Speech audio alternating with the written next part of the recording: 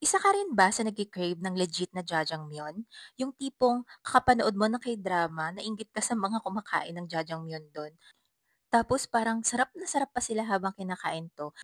Kaya naman pinuntahan ko na talaga yung isa sa mga trending and viral dito sa TikTok na restaurant sa Quezon City kung saan nagse-serve talaga sila ng legit na jajangmyeon. And since it's my birthday today, samahan niyo po akong pumunta at mas satisfy nga ang cravings ng babaitang ito.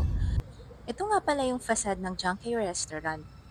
And excited na nga akong pumasok kasi sa totoo lang hindi talaga ako nag-breakfast and dinner kasi sabi nga nila malaki daw yung servings ng food dito. And ako, kilala ko yung sarili ko, madali talaga ako mabusog.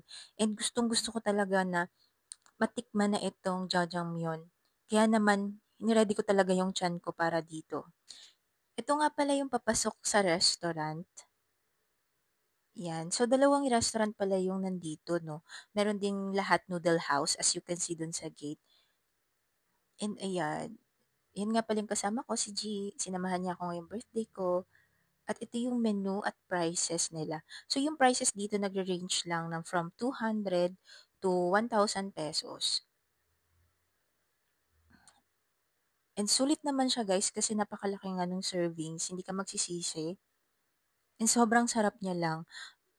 Ang in-order nga pala namin ay yung jam yon. So, ganun yung tawag sa kanya kasi combination siya ng jampong at jajangmyeon.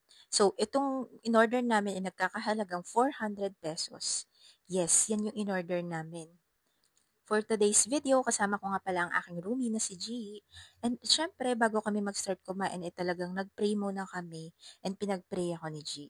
Ever your will, Lord, sa even sa kanyang love life, Panginoon, sa every area ng life niya, God, I pray na she will just depend on you always, God. And also, we bless this food, Panginoon, na magbigay ko ng strength, ng health, Panginoon, sa aming mga pangakawan. And Lord, we just want to praise you, we honor you, Father, we give you praise in Jesus' name, this we pray. Amen. Amen! At ayun nga, nag-start na kaming kumain.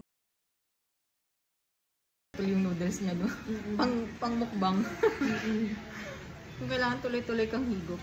Pero, picture lang po nga ito. Ito talaga yun eh. Legit.